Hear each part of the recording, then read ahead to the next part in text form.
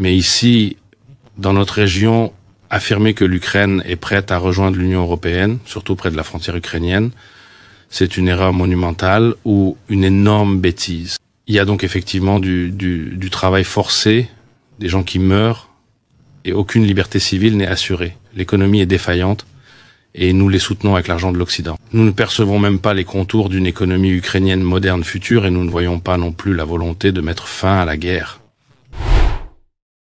Dans un entretien choc, Viktor Orban dénonce la guerre en Ukraine comme une tragédie absurde, illustrée par le meurtre d'un Hongrois de Transcarpathie, battu à mort lors d'une conscription forcée.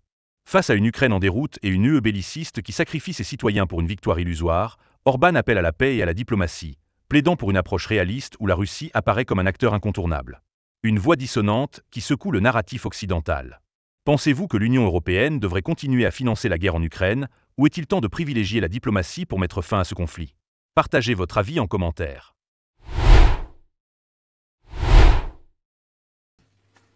Il s'agit d'un citoyen hongrois. Par conséquent, il fait partie de notre communauté, non seulement d'un point de vue culturel et national, car chaque Hongrois appartient à une communauté nationale, peu importe où il vit, mais aussi du point de vue du droit public.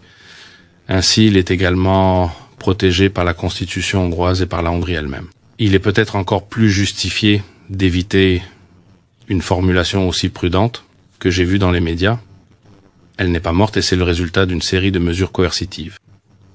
Et c'est une question que nous devons explorer. La citoyenneté signifie que, en tant que citoyen, vous êtes protégé par votre État, vous avez des devoirs envers la communauté de l'État et la communauté a l'obligation de vous protéger. Vous devez donc prendre soin de votre famille, découvrir ce qui s'est passé et vous occuper des autorités ukrainiennes. Cela arrive aussi. Il est donc crucial de le prendre très au sérieux, car celui qui est battu à mort est l'un d'entre nous. Il est évident que la racine du problème se trouve dans la guerre. Beaucoup de gens en Hongrie estiment que cette ligne de front est vraiment très éloignée. Si la ligne de front est loin, alors la guerre est également lointaine. Elle peut être à plus de 1000 kilomètres, quelque part autour de Dunpesek.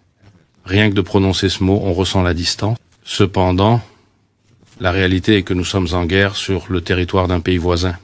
Peu importe où elle se situe dans ce pays voisin, car c'est bien une guerre chez le voisin, n'est-ce pas? Cet homme a dû vivre à un lac 52 000, 30 km de la frontière hongroise, et a été battu à mort.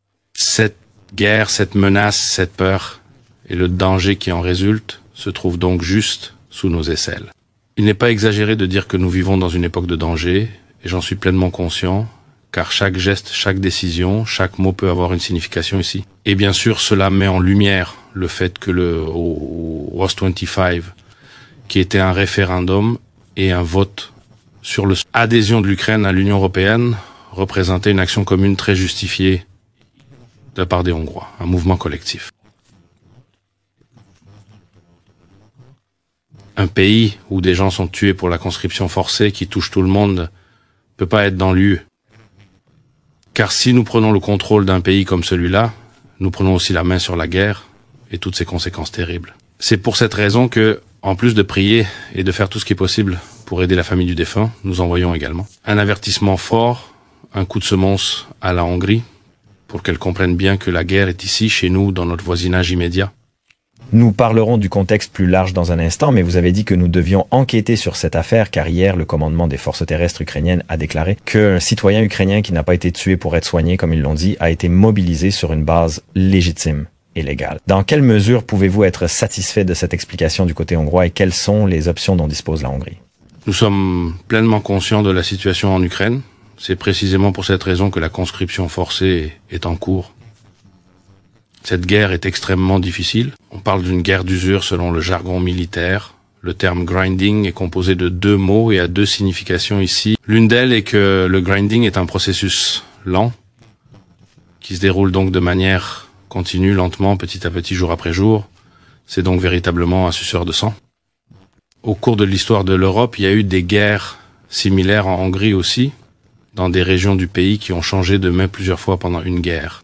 Je viens d'une région de ce genre, autour de la forteresse blanche, où les adversaires se sont retranchés et où la ligne de front a à peine bougé, car elle avançait et reculait constamment. De nombreuses personnes y ont perdu la vie. bienvenue dans la Première Guerre mondiale, où il y a eu des batailles de ce type plus à l'ouest de notre région. Cela fait maintenant 3 ans que cela dure ici.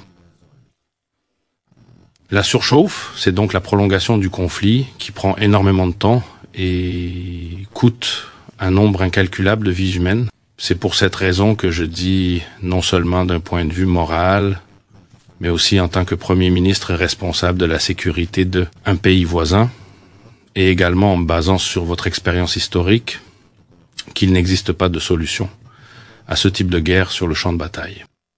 Elle ne peut donc pas être remportée sur le champ de bataille, car pour mettre fin à ce conflit sur le champ de bataille, c'est pas la puissance militaire qui déterminera l'issue de cette guerre, mais plutôt les efforts diplomatiques qui seront décisifs. Même si, d'une part, les Russes semblent gagner la guerre, et même s'ils ont pratiquement perdu cette guerre et que l'Ukraine ainsi que l'Europe ont également perdu cette guerre, personne n'a le courage de le reconnaître et d'en tirer les conséquences nécessaires. Au lieu de cela, ils préfèrent faire semblant que cette guerre peut être remportée, même si elle ne peut pas l'être sur la ligne fantôme. Ce qu'il faut vraiment, c'est un diplôme, une aiguille, des accords de paix. Comme Bruxelles l'a déjà mentionné, la question a été soulevée ces derniers jours de savoir à quel point cette pratique est européenne, que l'Ukraine poursuit si elle s'efforce déjà de rejoindre l'Union européenne, mais cette question est également intéressante à l'inverse, à quel point ces cas et ces tragédies sont visibles de Bruxelles, car ici, s'il s'agit d'un citoyen hongrois, cela signifie également qu'il s'agit d'un citoyen de l'Union européenne. En outre, lors de chaque sommet des premiers ministres européens, nous devons écouter, et maintenant cela est lentement exprimé en public que l'Ukraine a essentiellement rempli toutes les conditions de l'immoralité européenne. On affirme que la corruption a été éradiquée là-bas, que l'état de droit y règne, que les droits de l'homme y sont respectés et que l'économie est donc en bonne santé. Ainsi, les dirigeants de l'Union européenne parlent de l'Ukraine comme d'un pays prêt à rejoindre l'Union européenne, alors qu'en réalité, les perspectives d'adhésion qui s'offrent à nous semblent très favorables. Les attentes officielles étaient telles que l'Ukraine avait déjà rempli ses obligations et maintenant c'est à l'Union européenne de jouer son rôle. En 2035, l'Ukraine a été qualifiée de charlatan, plus qu'hier.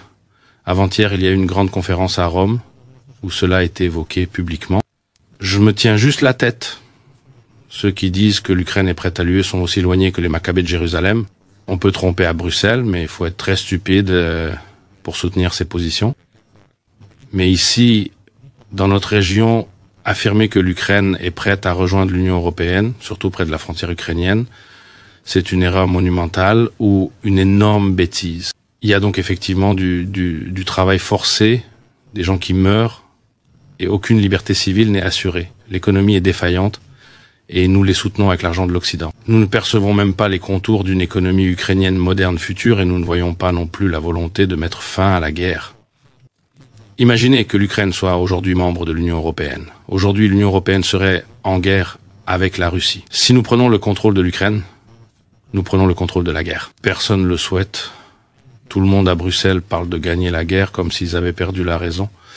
Et je ne sais pas comment le dire sans les déranger. Mais s'ils ont perdu la raison, ils parlent de gagner la guerre et de comment nous allons vaincre la Russie en Ukraine. Pendant ces thèmes, des cas comme celui dont nous discutons se produisent un nombre incalculable des orphelins, des veuves, des souffrances, des livres au cœur de l'Europe. C'est pas ennuyeux, car c'est plus à l'Est, mais cela touche notre culture européenne chrétienne. À l'intérieur. Cette guerre ne devrait-elle pas être soutenue, financée, ou bien devrait-elle être arrêtée? La vitamine qui est également présente au sein de l'Union européenne en lien avec l'Ukraine se manifeste surtout au niveau politique, notamment en Hongrie. Comment un tel événement tragique, un tel incident, peut-il transformer et influencer ces discussions et débats? Écoutez, je pense pas que les débats hongrois soient contre nature. Assurons-nous qu'ils soient vraiment sérieux. Ce sont des débats importants avec des conséquences significatives. Il y a donc des belligérants en Hongrie. Ceux qui soutiennent l'Union européenne et les dirigeants européens qui veulent la guerre ou qui souhaitent remporter cette guerre contre la Hongrie. Il y a au moins 2 partis de ce type, des Kaetisa, que l'on peut sans risque appeler des partis de guerre. Ce sont réellement des partis de guerre. Nous parlons d'un pays voisin, et la Hongrie a vraiment 2 choix. Bien sûr, ils disent que la paix peut être obtenue par la victoire. C'est donc l'essence d'un parti de guerre, qui veut la guerre pour la paix ou pour un autre but, vous verrez un jour. Mais à présent, ils sont en guerre. De toute façon, ce sont des belligérants. Les membres de la coalition de guerre de Bruxelles sont en Hongrie. Le Fidesz fait partie de ce camp européen. Patriote se trouve majoritairement dans le camp de la paix. Et nous sommes un parti de paix. Je ne suis donc pas surpris que cela se reflète dans la politique intérieure hongroise. Nous parlons d'un pays voisin, et la Hongrie a réellement deux options possibles. Une option est de soutenir les Bruxellois idéal. Allez-y. Investissons de l'argent, des armes et, si nécessaire plus tard, des troupes dans cette guerre. Combattons les Russes en Ukraine car c'est aussi notre guerre. Bruxelles l'affirme et cette guerre est menée pour notre cause également. D'un autre côté, certains disent que ce n'est pas notre conflit, qu'il ne doit pas être élargi, mais plutôt contenu, localisé, mené à sa conclusion. Nous devrions rechercher la paix dès que possible. C'est évident dans la politique intérieure hongroise, car nous sommes membres de l'Union européenne. Dans cette union, il y a deux positions distinctes, ceux qui soutiennent la guerre et ceux qui prônent la paix. Cette division est une conséquence naturelle de notre appartenance à l'Union européenne. En plus de l'adhésion, Bruxelles prévoit de continuer à offrir un soutien financier à l'Ukraine. Depuis 2018, par exemple, 100 milliards d'euros, soit environ 40 000 milliards de forints, ont été alloués à cet objectif. Vous avez mentionné hier que l'industrie et l'économie européenne souffrent. Dans ce contexte économique difficile, d'où proviendra une telle somme d'argent? Par la foi. Il existe donc un plan pour que les États membres de l'Union européenne s'endettent ensemble, se fassent confiance mutuellement et transfèrent l'argent à l'Ukraine. J'ai jamais vécu sous un masque plus grand que celui dont j'ai entendu parler, je vous le dis honnêtement. Il faudrait remonter à la mémoire de l'homme pour en trouver un similaire. L'économie européenne souffre énormément, elle a perdu sa compétitivité. En Europe, pour le gaz, c'est 34 fois plus cher, pour l'électricité 2 à 3 fois plus. Les ménages et les entreprises européens doivent payer bien plus. Si nous avons de l'argent et que nous envisageons de contracter des emprunts, bien que cela soit déjà un problème en soi, pourquoi devrions-nous le faire ensemble? Mais supposons que nous souhaitions, d'une manière ou d'une autre, rassembler une somme importante d'argent et réfléchir à ce dont l'Europe a le plus besoin. Dans ce cas, il est essentiel de restaurer sa robustesse. Nous devons investir cet argent à cette fin, il ne doit pas être donné à d'autres, mais doit être utilisé pour le bénéfice de l'Europe elle-même. Il est crucial de se concentrer sur l'amélioration interne et de s'assurer que les ressources financières sont utilisées de manière à renforcer l'Europe. C'est une priorité que nous ne devons pas négliger. Cela signifie, comme vous venez de le dire, que l'UE assume une responsabilité commune et que nous envoyons également de l'argent hongrois en Ukraine. J'analyserai ce point jusqu'à la fin. Et puisque nous abordons le sujet de la compétitivité, vous avez mentionné hier que l'industrie automobile et la fabrication de voitures traversaient une période difficile. Ces mots ont été prononcés hier lors du lancement du nouveau modèle Audi Agure. Le fait que les acteurs de l'industrie automobile se concentrent sur la Hongrie et y investissent, est-ce une opportunité ou bien, dans cette situation complexe, représente-t-il une menace pour la Hongrie? Quand nous évoquons Audi, l'un des trésors de l'industrie hongroise, il ne s'agit pas simplement de l'industrie allemande. C'est bien plus cet Audi que nous incarnons dans le tissu de la vie en Hongrie. Si vous êtes à Győr et discutez avec les habitants, vous comprendrez rapidement, cela 1112 000 personnes travaillent directement dans l'usine, ce qui représente autant de familles. Et environ 50 000 personnes dont l'emploi dépend encore via des recommandations, du fonctionnement ou non de l'usine Audi de Győr. Cela montre l'impact immense que Audi a sur la communauté et l'économie locale, soulignant son rôle central dans la vie quotidienne de tant de familles et employés qui en dépendent pour leur subsistance. Il s'agit donc de dizaines de milliers de familles qui gagnent du pain. Et c'est un enfant qu'on ne peut pas simplement emmener aux quatre coins de la chaîne de production, il est là pour rester. Appartient au groupe Volkswagen, une grande entreprise, et c'est le membre le plus performant du groupe. Nous pouvons donc être vraiment fiers des ouvriers et des ingénieurs qui y travaillent, car ils ont réussi à utiliser la même technologie que celle utilisée dans les autres usines de Volkswagen à travers le monde. Cela permet de faire de notre Mijar la plus compétitive, la plus performante et la plus professionnelle. Elle progresse constamment. Et c'est grâce aux travailleurs, aux ingénieurs et à la direction, tous des Hongrois. C'est donc une réussite fantastique si nous regardons Audi non pas avec des yeux allemands, mais comme une usine hongroise. Et que nous y voyons des ouvriers et des ingénieurs hongrois. Audi est une fantastique réussite hongroise et nous pouvons être fiers des gens qui y travaillent. Ceux qui disent que le système éducatif est cassé et pourri, ne vous inquiétez pas. Ces gens sont des ingénieurs et des travailleurs qualifiés. Le système éducatif hongrois n'est pas seulement un système d'éducation. Ils scrutent le système. N'oublions pas que Ring Audi s'est aussi intégré dans la vie hongroise et dans notre tissu social, au point de former ses propres ouvriers. Un des exemples les plus remarquables de la double formation que nous avons introduite se situe à Győr. Là-bas, j'ai rencontré de jeunes travailleurs issus de ces écoles. Et Audi à Győr a collaboré avec l'université Széchenyi à Győr, souvent appelé le département Audi. C'est pas le nom officiel, mais nous savons bien de quoi il s'agit. Ainsi, même le monde universitaire est dans un état de convergence. Cependant, nous discutons ici de deux usines distinctes afin de bien comprendre les problèmes rencontrés. Jusqu'à présent, le succès a apporté de nouveaux problèmes. Donc, il y a deux usines. L'une est une usine de voitures et l'autre est une usine de moteurs. Hier, je me suis rendu à La Augiard, un endroit où un nouveau modèle a été créé.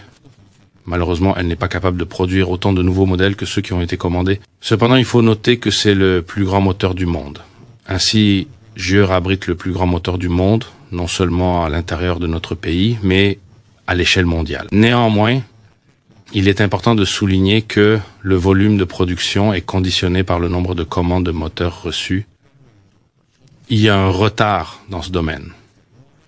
Ainsi, un département fonctionne bien, mais dans l'autre département, les directeurs ont besoin de toutes leurs compétences pour organiser le travail de manière à ce que chacun ait un travail utile, que les gens n'aient pas besoin d'être excusés et que la machinerie fonctionne. C'est ce que nous avons à Gieur. Maintenant, si vous allez à Audio comme je l'ai fait hier, alors bien sûr nous parlons d'un investissement allemand, vous pensez aussi à l'Allemagne. Quand j'étais enfant, l'Allemagne était pour nous l'un des meilleurs pays du monde en matière de technologie, de développement, de discipline, de culture du travail, d'ordre et de propreté, des mots que nous utilisions dans nos rédactions. Cependant, après avoir tout analysé en détail, j'ai dû exprimer lors de la réunion que la Hongrie aspire à devenir ce que l'Allemagne était il y a 15 ans. Nous ne voulons pas rester dans notre situation actuelle. Nous souhaitons ressembler à l'Allemagne d'avant l'immigration, à une époque où les eaux éparées étaient encore compétitifs et prospéraient. Mais, soyons clairs, nous ne voulons pas être comme l'Allemagne d'aujourd'hui. J'ai donc eu une négociation assez compliquée, mais en tout cas nous avons confirmé l'identité d'Audi et de la Hongrie. Nous ferons tout pour que cette usine continue à fonctionner, reste active, et offre à des milliers de personnes des opportunités directes et indirectes de subsistance. Je vois un avenir pour Audi, même si la situation internationale de l'automobile est très difficile pour tous les constructeurs européens. Les usines européennes souffrent de la concurrence à cause des politiques mal avisées de Bruxelles. Il est clair que les bureaucrates de Bruxelles ne sont pas seulement de mauvais conducteurs, mais aussi de pires navigateurs, et qu'ils ne nous ont pas conduits dans le mur. Passant des entreprises à un autre pan de l'économie depuis que le programme Home Start a été évoqué en arrière-plan l'année dernière, de nombreuses personnes ont commencé à calculer comment elles pourraient acheter leur première maison. Examinons d'abord la situation dans son ensemble, la manière dont ce programme s'inscrit dans le cadre de la politique de soutien au logement et à la famille existante, car à première vue, il s'en distingue à bien des égards, du moins en ce qui concerne les conditions.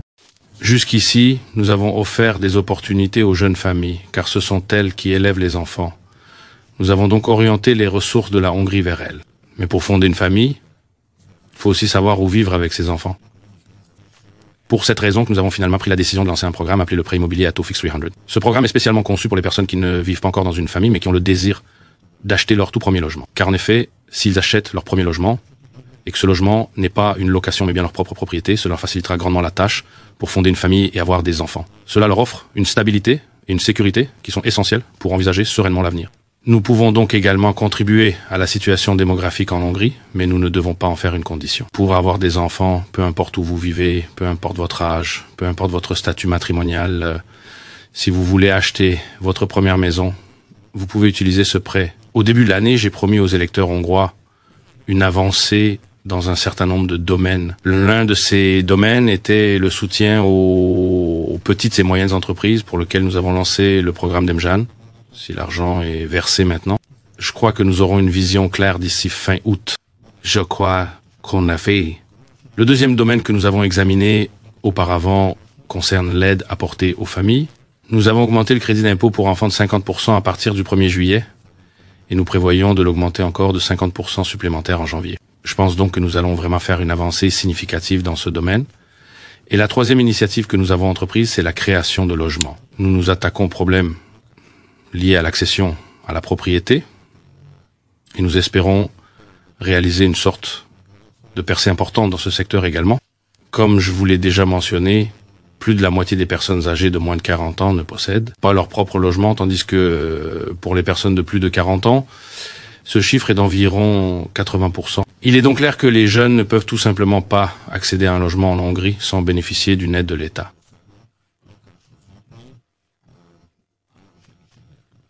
Je crois que la meilleure aide est celle que nous avons conçue. Tous les détails ont été expliqués et répondront, et ce programme débutera en septembre. Oui, parce que si nous considérons une situation de vie particulière qui est assez fréquente pour un jeune couple, ils paient une somme considérable de 200 000 forints, par exemple, pour une sous-location. Ils n'ont pas forcément envisagé d'acheter leur propre appartement, car, disons, la valeur nette était déjà de 2530%. Quelles options s'offrent à eux aujourd'hui? 10% et le copaiement, je pense qu'il peut être dépassé. J'y travaille en ce moment, afin que nous puissions fournir une assistance, une aide supplémentaire, même ici pour les employés du gouvernement. Donc, 10% et le copaiement. Et essentiellement pour un tel prêt immobilier, un prêt immobilier à taux fixe de 300%, le remboursement est inférieur ou pas plus élevé que si vous payez une sous-location. Ainsi, au lieu de payer une sous-location, vous pouvez payer la compte de votre propre maison. C'est un commencement. C'est pas la fin d'une vie, mais c'est pas seulement la façon de commencer, c'est aussi la manière de réfléchir au mariage, à la compassion, aux enfants. Cela représente donc une perspective différente qui ouvre un tout nouveau domaine. Je pense que maintenant, les jeunes qui sont sur le chemin de leur carrière ont vraiment l'occasion de tirer parti de cela. Une violente tempête a sérieusement endommagé la crédibilité du pays, en dévastant pratiquement la moitié de celui-ci. Les professionnels concernés travaillent intensément sous pression pour réparer les dégâts causés. Pendant ce temps, le Hongrois Peter, président de TISAPAT, a décidé de fermer l'aéroport dans une note officielle. La question peut sembler théorique à première vue, mais elle a en réalité des implications pratiques très réelles. Comment devrait se définir la relation entre la politique et la profession dans une telle situation de crise? Il y a tant de choses qui peuvent être écrites à ce sujet. Les aspects politiques sont-ils plus importants que les professionnels? Eh bien, ils ne peuvent pas plus l'ignorer que je ne leur ai permis de le faire. Vous avez donc dit que n'importe qui peut dire n'importe quoi et publier ce qu'il veut. Cela n'a pas d'incidence sur la défense. Le travail du gouvernement, c'est une chose sérieuse. Cela n'arrive pas sur Facebook dans la vie réelle. Meg, là-bas, vous n'avez pas besoin de trouver de bonnes phrases lorsque vous devez assumer la responsabilité de la vie des gens. Alors nous ne nous occupons pas de cela, nous regardons combien de personnes sont nécessaires. Les experts disent qu'il n'y a pas eu un tel impact sur le système électrique hongrois depuis 30 ans.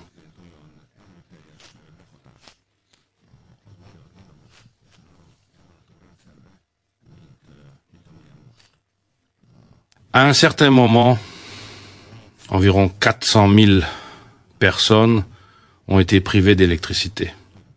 Cela représente des milliers d'individus correspondant au nombre de municipalités affectées par l'interruption de l'approvisionnement. En tout, ce sont entre 2500 et 3000 personnes qui ont été mobilisées, peu importe ce que disent les commentateurs, pour prévenir les problèmes éventuels.